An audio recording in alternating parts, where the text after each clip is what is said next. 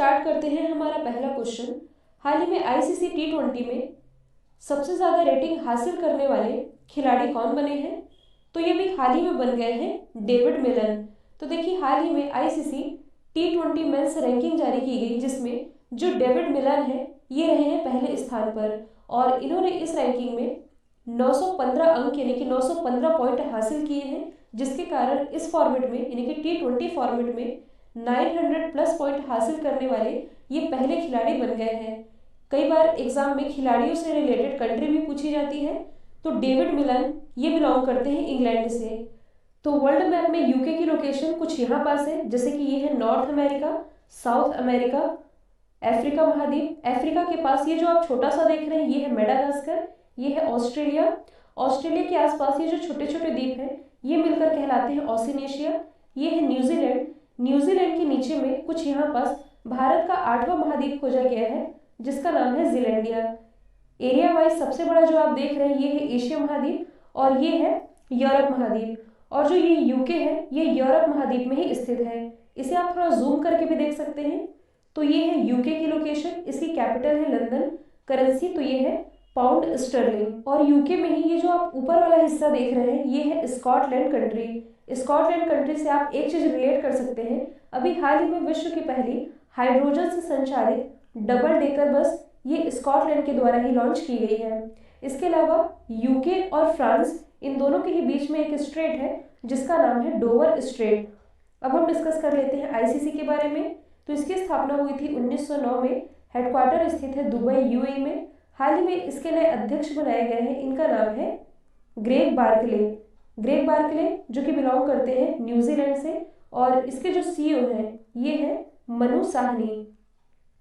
तो इसे हम एक बार फिर से रिवाइज कर लेते हैं। देखिए आईसीसी टी20 में सबसे ज्यादा रेटिंग के साथ मतलब कि 915 पॉइंट के साथ इंग्लैंड के डेविड मिलन ये है पहले स्थान पर। इसी क्रम में जो बाबर आजम है ये 871 पॉइंट के साथ दूसरे स्थान पर है, जो कि बिलोंग करते हैं पाकिस्तान से। तीसरे स्थान पर रहे हैं एरन फिंच 835 पॉइंट के साथ। जो एरन फिंच है जो कि बिलोंग करते हैं ऑस्ट्रेलिया से, ये तीसरे स्थान पर रहे हैं। और भारत के जो केएल राहुल है ये 824 पॉइंट के साथ चौथे स्थान पर रहे हैं। तो ये सभी आप याद रखेंगे। ऑनलाइन स्टडी पॉइंट के नवंबर मंथ की करंट अफेयर की पीडीएफ, जिसमें कि नवंबर मंथ के सभी current affair topic wise cover कराए गए हैं, इसकी लिंक डिस्क्रिप्शन बॉक्स में दी हुई है। हाल ही में फॉर्च्यून इंडिया के द्वारा जो रिपोर्ट रिलीज की गई है, इसके अनुसार भारत की टॉप 500 कंपनीज में कौन सी कंपनी टॉप पर रही है। तो हाल ही में फॉर्च्यून इंडिया के द्वारा ये जो टॉप 500 कंपनीज की लिस्ट जारी की गई, इसमें जो रिलायंस इंडस्ट्रीज लिमिटेड है ये रही है टॉप पर। तो लगभग 6,15,000 करोड़ के रेवेन्यू के साथ रिलायंस इंडस्ट्रीज लिमिटेड ये नंबर 1 रही है। दूसरे स्थान पर है इंडियन ऑयल कॉरपोरेशन और तीसरे स्थान पर है oil and natural gas corporation. यदि हम बात करें रिलायंस इंडस्ट्रीज लिमिटेड की, तो इसके अध्यक्ष और एमडी ये कौन है? तो ये है भारत के सबसे धनी व्यक्ति जिनका नाम है मुकेश अंबानी जी।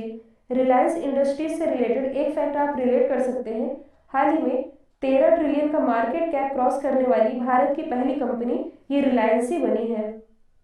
ऑनलाइन स्टडी पॉइंट के एप्लीकेशन को आप अपडेट कर सकते हैं, क्योंकि इसमें आप लोगों को क्विज को री अटेम्प्ट करने का मौका मिलेगा और यह आप लोगों के लिए नाइट मोड में भी अवेलेबल है। हाल ही में फिट इंडिया आंदोलन के एम्बेसडर के रूप में किसे नियुक्त किया गया है? तो ये भी हाल ही में अपॉइंट किए गए हैं कुलदीप होंडू। और कुलदीप होंडू ये है कौन? तो देखिए ये जम्मू कश्मीर के पहले द्रोणाचार्य अवार्डी हैं, जिन्हें भी हाल ही में फिट इंडिया मूवमेंट के एम्बेसडर के रूप में अपॉइंट किया गया है। यदि हम बात करें फिट इंडिया मूवमेंट की, तो लोगों को फिटनेस के बारे में अवेयर करने के लिए इसकी शुरुआत अगस्त 2019 में की गई थी और इसी के एम्बेसडर बनाए गए हैं कुलदीप होंडू।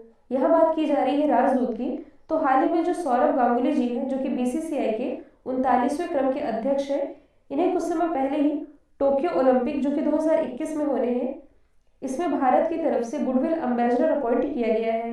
यदि हम बात करें खुशी चिंदलिया की, जो कि बिलोंग करती हैं सूरत गुजरात से, इन्हें भी हाल ही में यूएनईपी यानी कि यूनाइटेड नेशन एनवायरनमेंट प्रोग्राम के द्वारा भारत का ग्रीन एम्बेसडर अपॉइंट किया गया है। जबकि कल ही मैंने आप लोगों को बताया था ऑस्कर विनर AR रहमान के बारे में, जिन्हें के भी हाल ही में बाफ्टा इनिशिएटिव ब्रेक थ्रू के लिए भारत का एम्बेसडर चुना गया है। हाल ही में भारतीय वायुसेना ने यानी कि इंडियन एयरफोर्स ने आकाश ईगला मिसाइल का परीक्षण कहाँ से किया है? तो इसका ट्रायल अभी हाल ही में किया गया है आंध्र प्रदेश से। आंध्र प्रदेश के सूर्यलंका से इसका ट्रायल किया गया है। अब यदि हम बात करें आकाश मिसाइल की, तो ये जो मिसाइल है ये इंडियन एयरफोर्स के द्वारा डेवलप की गई है, जो कि सतह से हवा यानी कि सरफेस टू एयर वॉर करने वाली मिसाइल है। जबकि ये जो ईगला मिसाइल है ये रूसी मूल की शॉर्ट रेंज मिसाइल है और ये भी सरफेस टू एयर वॉर करने वाली मिसाइल है, जिसका सफलतापूर्वक परीक्षण किया गया है आंध्र प्रदेश से। किसके द्वारा किया गया है? इंडियन एयरफोर्स के द्वारा। तो यदि आपसे पूछा जाए कि इंडियन एयरफोर्स डे ये कब मनाया जाता है, ये मनाया जाता है 8 अक्टूबर को। और इसके जो प्रमुख है ये है RKS भदौरिया, उप प्रमुख तो ये है HS अरोड़ा। इसके अलावा यदि हम बात करें आंध्र प्रदेश की, तो आप मैप में देख सकते हैं आंध्र प्रदेश की लोकेशन। इसके मुख्यमंत्री हैं जगन मोहन रेड्डी, राज्यपाल है विश्वभूषण हरिचंदन। आंध्र प्रदेश के अमरावती में भारत का 25वां उच्च न्यायालय खोला गया है, जिसके मुख्य न्यायाधीश है JK माहेश्वरी। और अभी हाल ही में जो डूइंग बिजनेस रैंकिंग रिलीज की गई थी, इस डूइंग बिजनेस रैंकिंग में जो आंध्र प्रदेश है ये रहा था टॉप पर। और 2 दिन पहले मैंने आप लोगों को बताया था हाल ही में आंध्र प्रदेश में स्ट्रीट वेंडरों के लिए एक ब्याज मुक्त ऋण योजना की शुरुआत की गई है, जिसका नाम है जगन्नाथ थोड़ो योजना। तो इसे भी आप याद रखेंगे। अगला क्वेश्चन आंध्र प्रदेश से ही रिलेटेड है। हाल ही में आंध्र प्रदेश के शरद चंद्र कॉलेज के आर्ट एंड ह्यूमैनिटीज डिपार्टमेंट का नाम किसके नाम पर रखा गया है? तो इसका नाम रखा गया है बॉलीवुड अभिनेता सोनू सूद के नाम पर। तो कोरोना महामारी के दौरान, मतलब कि जब लॉकडाउन लगा था, तब इनका नाम काफ़ी चर्चे में आया था, क्योंकि इन्होंने काफ़ी लोगों की मदद भी की थी, आप सभी को पता है। तो इन्हीं के सम्मान में जो आंध्र प्रदेश के शरद चंद्र कॉलेज का आर्ट एंड ह्यूमैनिटीज डिपार्टमेंट है, इसका नाम सोनू सूद के नाम पर रखा गया है। इन्हीं से रिलेटेड यदि हम कुछ एक्स्ट्रा फैक्ट की बात करें, तो हाल ही में इन्हें UNDP यानी कि यूनाइटेड नेशन डेवलपमेंट प्रोग्राम के द्वारा ह्यूमैनिटेरियन एक्शन अवार्ड से नवाजा गया है। इसके अलावा जो पंजाब गवर्नमेंट है, मतलब कि जो निर्वाचन आयोग है, भारतीय निर्वाचन आयोग, उसके द्वारा सोनू सूद को पंजाब के स्टेट आइकॉन के रूप में नियुक्त किया गया है। और अभी हाल ही में इनके द्वारा एक किताब लॉन्च की गई है, जिसका नाम है I Am No मसीहा। यदि हम अदर ऑप्शन को डिस्कस करें, जो कि कहीं ना कहीं नाम बदलने से ही रिलेटेड है, तो हाल ही में कर्नाटक की जो राजधानी है बैंगलोर के बोरिंग मेडिकल कॉलेज का नाम अटल बिहारी वाजपेयी जी के नाम पर रखा गया है, श्री सिद्धूरधा स्वामी जी। तो देखिए कर्नाटक में स्थित है हुबली रेलवे स्टेशन, जिसका नाम श्री सिद्धूरधा स्वामी जी के नाम पर रखा गया है। जबकि कर्नाटक के हावेरी स्टेशन का नाम स्वतंत्रता सेनानी महादेवप्पा मेलारा के नाम पर रखा गया है। ऑनलाइन स्टडी पॉइंट के लास्ट 10 मंथ की करंट अफेयर की PDF, जिसमें कि जनवरी से अक्टूबर तक के सभी current affair topic wise cover कराए गए हैं, इसकी लिंक डिस्क्रिप्शन बॉक्स में दी हुई है। हाल ही में किस राज्य सरकार ने 8वीं से 12वीं तक के छात्रों को ऑनलाइन पढ़ाई के लिए फ्री टैबलेट देने की घोषणा की है? तो ये घोषणा की गई है हरियाणा गवर्नमेंट के द्वारा।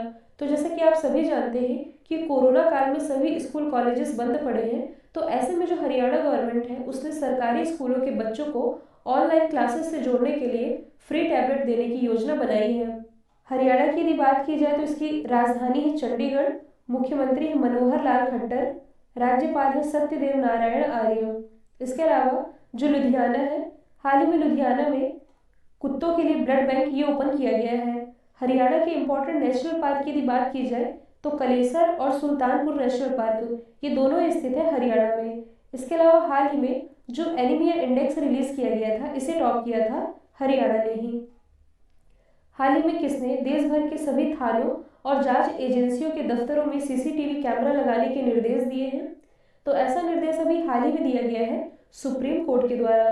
देखिए जो सुप्रीम कोर्ट है इसका ये कहना है कि जो NCB है और ED है, ये दोनों अभी चर्चे में भी रहे हैं। NCB यानी कि नारकोटिक्स कंट्रोल ब्यूरो, तो NCB ED समेत ज़्यादातर जांच एजेंसियां जो है ये अपने ऑफिस में ही पूछताछ करती हैं। इसलिए सुप्रीम कोर्ट ने ऐसा निर्देश दिया है कि सभी थानों और जांच एजेंसियों के दफ्तरों में CCTV कैमरे लगाए जाएं।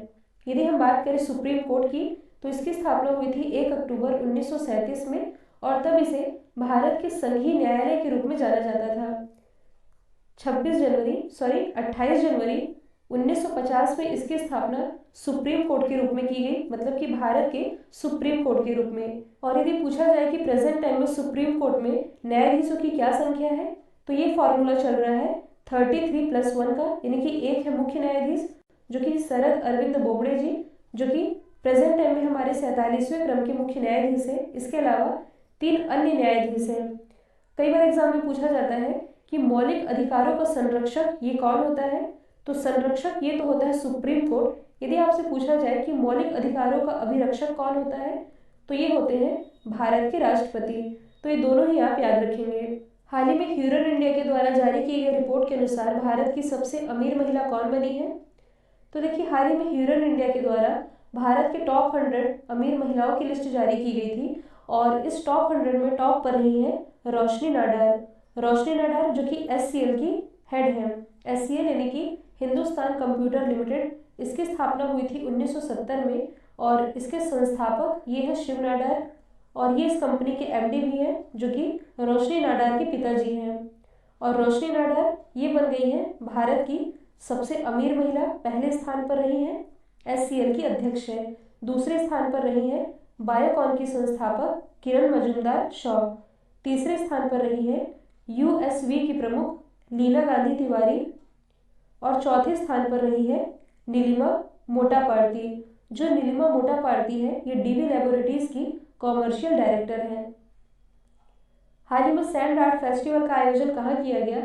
तो सैंड आर्ट फेस्टिवल यानी कि रेत का जो फेस्टिवल होता है, जिसमें कि रेतों से विभिन्न तरह की कलाकृतियां बनाई जाती है, इसका आयोजन किया जाता है ओडिशा में। और अभी हाल ही में इसी सैंड आर्ट फेस्टिवल का आयोजन किया गया ओडिशा में ही। तो सबसे पहले आप मैप में देख सकते हैं ओडिशा की लोकेशन। इसकी राजधानी है भुवनेश्वर, और भुवनेश्वर से आप एक चीज़ रिलेट कर सकते हैं। हाल ही में आईएसओ यानी कि international standard organisation ISO certificate प्राप्त करने वाला भारत का पहला शहर ये भुवनेश्वर ही है। यहाँ के मुख्यमंत्री तो ये है नवीन पटनायक, जिन्हें पेटा इंडिया के द्वारा हीरो टू एनिमल अवार्ड से नवाजा गया। राज्यपाल है गणेशी लाल। लोकसभा सीटें आती हैं 21, राज्यसभा सीटों की संख्या है 10, विधानसभा सीटें आती है 147। इंपॉर्टेंट नेशनल पार्क की यदि बात की जाए तो सिमलीपाल नेशनल पार्क और भीतरकनिका नेशनल पार्क, ये दोनों स्थित है ओडिशा में। ओडिशा में स्थित है बालासोर, जहाँ कुछ समय पहले ही एक दुर्लभ पीली प्रजाति का कछुआ पाया गया था। हाल ही में ओडिशा गवर्नमेंट के द्वारा मो विद्युत पोर्टल ये भी लॉन्च किया गया है। हाल ही में मसालों के राजा कहे जाने वाले किस व्यक्ति का निधन हुआ है? तो ये भी हाल ही में निधन हुआ है धर्मपाल गुलाटी का। तो मसाला किंग के नाम से ये फेमस थे, और ये एमडीएच के मालिक थे। इन्हें दादाजी और महाशय जी के नाम से भी जाना जाता था, जिनका भी हाल ही में 98 वर्ष की आयु में निधन हो चुका है। और पिछले ही वर्ष यानी कि 2019 में इन्हें भारत के तीसरे सर्वोच्च सम्मान पद्म भूषण से भी नवाजा गया था। यदि हम अदर ऑबिचरी को डिस्कस करें तो हाल ही में एफसी कोहली यानी कि फकीर चंद कोहली का भी निधन हुआ, जो कि भारत आईटी उद्योग के जनक कहे जाते थे। यदि हम बात करें अहमद पटेल की, जो कि कांग्रेस के दिग्गज नेता थे। तरुण गोगोई, तो असम के सबसे लंबे समय तक मुख्यमंत्री रहे थे तरुण गोगोई, जिनका भी हाल ही में निधन हुआ है। हाल ही में 2020 के टॉप पुलिस स्टेशन के रूप में किसे चुना गया है? तो यह भी हाल ही में चुना गया है नोंगपोंग सीक माई पुलिस स्टेशन, जो कि स्थित है मणिपुर में। तो देखिए, अभी हाल ही में सर्वश्रेष्ठ प्रदर्शन करने वाले टॉप 10 पुलिस स्टेशन की लिस्ट जारी की गई थी, जिसमें कि भारत के लगभग 16,671 पुलिस स्टेशन में से टॉप 10 पुलिस स्टेशन को चुना गया, जिसमें कि टॉप किया है नोंगपोंग सीक माई पुलिस स्टेशन ने, जो कि मणिपुर में स्थित है। यदि हम अदर ऑप्शन को डिस्कस करें तो हाल ही में नागालैंड की जो राजधानी है कोहिमा, कोहिमा के उत्तर पुलिस स्टेशन को आईएसओ सर्टिफिकेट मिला है। यदि हम बात करें नादौन पुलिस स्टेशन की, जो कि हिमाचल प्रदेश में स्थित है, हाल ही में नादौन पुलिस स्टेशन को उत्कृष्टता प्रमाण पत्र दिया गया है गृह मंत्रालय के द्वारा। जबकि पुदुचेरी का जो अबरदीन पुलिस स्टेशन है, इसे कुछ समय पहले ही 2019 के सर्वश्रेष्ठ पुलिस स्टेशन के रूप में चुना गया है। कल मैंने आप लोगों से पूछा था कोरोना वैक्सीन को मंजूरी देने वाला पहला यूरोपीय देश, ये बना है ब्रिटेन। अब आप लोगों के लिए आज का सवाल है, रिश्वतखोरी जोखिम सूचकांक में एशिया में कौन सा देश पहले स्थान पर रहा है? तो इसका जो भी आंसर है कमेंट बॉक्स में बताइएगा। साथ ही आप ये भी बताएंगे कि एशिया में कौन सा देश पहले स्थान पर है और पूरे वर्ल्ड में रिश्वतखोरी के मामले में कौन सा देश पहले स्थान पर है। तो दोस्तों ये थे 5 दिसंबर से रिलेटेड करंट अफेयर के मोस्ट इंपॉर्टेंट क्वेश्चन। यदि वीडियो आप लोगों को पसंद आया है तो लाइक शेयर सब्सक्राइब करना बिल्कुल मत भूलिएगा। तो आज के लिए इतना ही। Thank you so much.